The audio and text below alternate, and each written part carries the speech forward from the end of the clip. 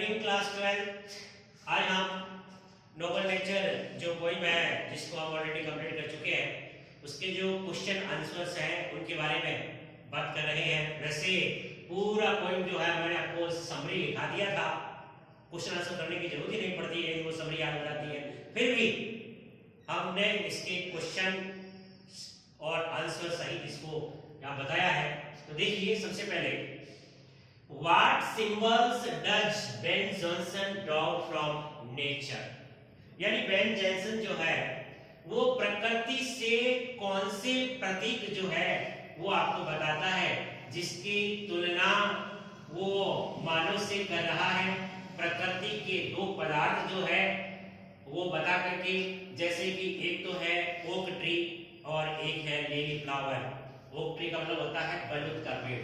तो Ben Jonson draws oak tree and lily flower from the nature. ये दो पात्र जो है वो प्रकृति से लेता है। Question number second, mention the quality of an oak. यानी बलूत का जो पेड़ है उसके गुण बताने हैं आप, उसकी क्या क्वालिटी है। तो इसके बारे में शायद ये क्वेश्चन आपको याद भी हो गया होगा। समरी यदि आपने पढ़ी है तो ये क्वेश्चन आपको याद हो गया है। क्या कि एन ओक ट्री की बलूत का पेड़ लिव्स फॉर 300 इयर्स, यानी कि उसका जीवन काल कितना होता है, लाइफ स्पैन। स्पैन का मतलब क्या होता है, पीरियड, अवधि। स्पैन का मतलब क्या होता है, पीरियड यानी अवधि। तो उसका लाइफ स्पैन कितना होता है, 300 इयर्स। कितने इयर्स, 300 इयर्स, यानी 300 वर्ष तक वो जीवित रहता है। And it is very large one, और इसका आकार जो है वो बहुत ही बड़ा होता है।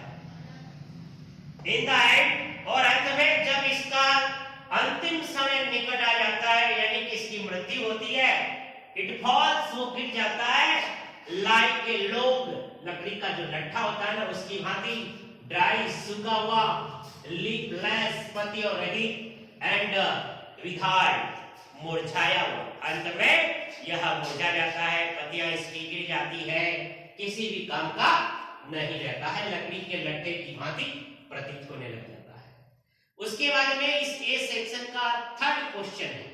थर्ड क्वेश्चन क्या है, how does a lily of a day impress us. यानी कि लिली का जो फूल है वो एक दिन ही जीवित रहता है, लेकिन वह हमें आकर्षित कैसे करता है, हमको प्रभावित कैसे करता है, यानी कि उसका हम पर इतना प्रभाव कैसे होता है। देखिए लिली फ्लावर जो है, a lily is a flower which blooms during the light of the day।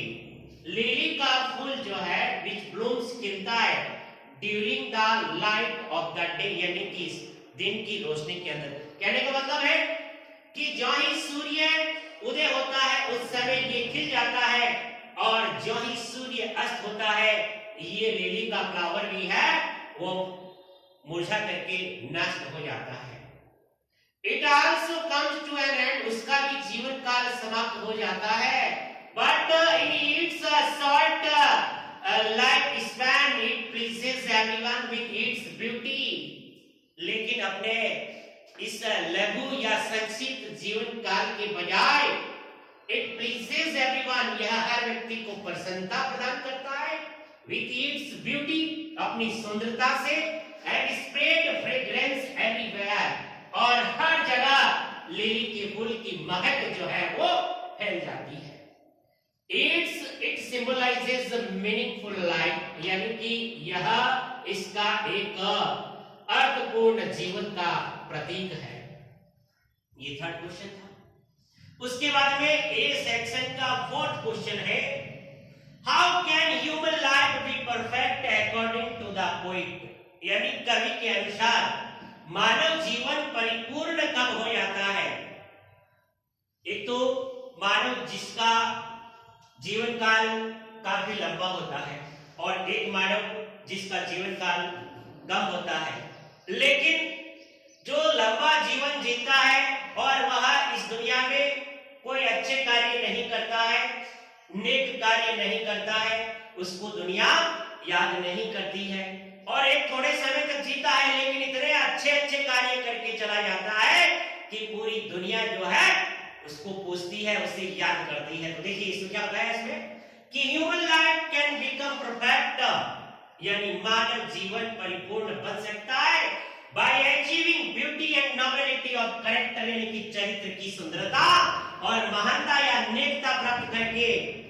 The poets view is that, कवि का दृष्टिकोण इसके बारे में यह है कि even in a short life span, कि एक संक्षिप्त जीवन काल में भी एक मनुष्य मेक वंस लाइफ परफेक्ट, अपना जीवन परिपूर्ण बना सकता है by doing good and noble deeds, अच्छे और नेक कार्य करते हुए वो अपना जीवन जो है वो परिपूर्ण बना सकता है। अपना जीवन क्या करता है? परिपूर्ण बना लेता है। उसके बाद में क्या है? अब हम बात करते हैं इसके, अब देखिए सेक्शन बी, मतलब ए सेक्शन के अंदर जो क्वेश्चन थे उसके बाद में बी के अंदर दो क्वेश्चन है।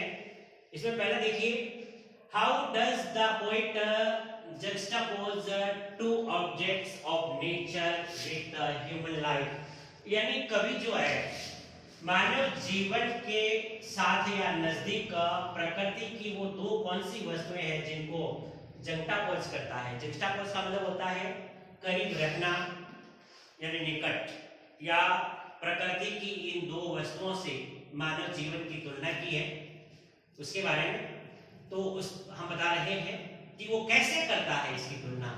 तो human life can become perfect bye achieving beauty and nobility of character, यानी मानव जीवन जो है कैन बिकम बन सकता है परफेक्ट, परिपूर्ण, bye achieving beauty and nobility of character, जीवन की सुंदरता और महानता या विनम्रता की वजह से।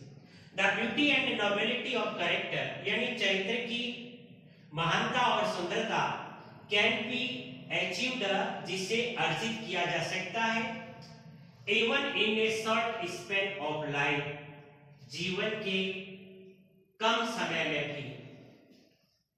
ए शॉर्ट स्पेंड वर्थवाइल लाइफ, एक निम्न या लघु अवधि का महत्वपूर्ण या सारबद्ध जीवन इज मोर डिजायरेबल, जो कि अत्यधिक वांछनीय है, than a meaningless long life, महत्वहीन लंबे जीवन से।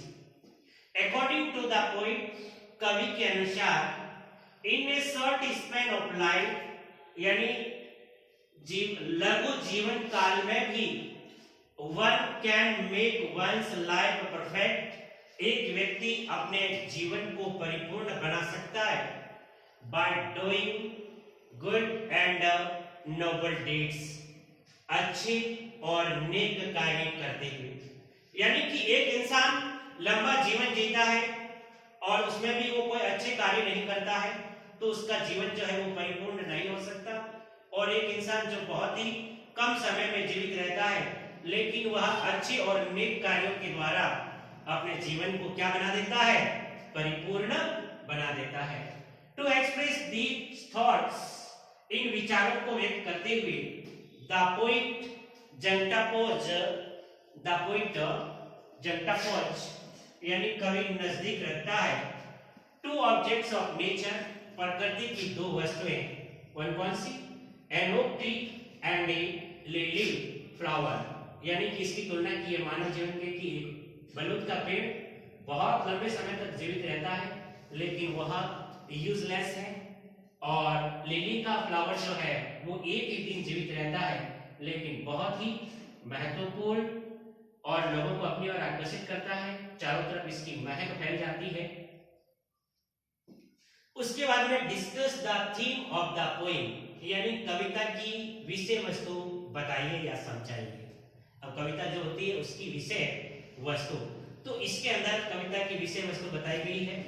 The theme of the poem यानी कविता की विषय वस्तु underlies the importance of noble nature, and deeds, यानी कि नोबल नेचर यानी उत्तम स्वभाव एंड डीड्स और उसके द्वारा किए गए कार्यों को रेखांकित करती है इन ह्यूमन लाइफ, मानव जीवन में। Long life of a man यानी एक आदमी का लंबा जीवन एंड हिज बिग साइज और उसका बड़ा आकार don't necessary make him greater, जो कि आवश्यक रूप से उसे महान नहीं बनाता है। It is his Nobel nature, उसका उत्तम स्वभाव एंड गुड डीड्स और उसके नेक कार्य दैट मेक हिम ग्रेट, वही उसे एक महान आदमी बना सकते हैं। A man small in size, एक आदमी जो आकार में छोटा होता है and with short life span और अपने थोड़े जीवन काल में कैन आल्सो बी ग्रेट, वो भी महान बन सकता है। Just as an oak tree, जिस प्रकार एक बलूत का पेड़ lives for a longer period, लंबे समय तक जीवित रहता है, विदाउट यूज, जिसका कोई उपयोग नहीं होता है। वाइल्ड, जबकि लिली का फूल जो है अट्रैक्ट्स बाय इट्स ब्यूटी, वह अपनी सुंदरता के द्वारा आप लोगों को आकर्षित करता है। Its beauty makes every beholder happy, और इसकी सुंदरता मतलब इसका सुंदरता जो है वो प्रत्येक प्रेमी हो, चाहे इस फ्लावर को चाहने वाले हो, वो सब उसकी ओर आकर्षित हो जाते हैं।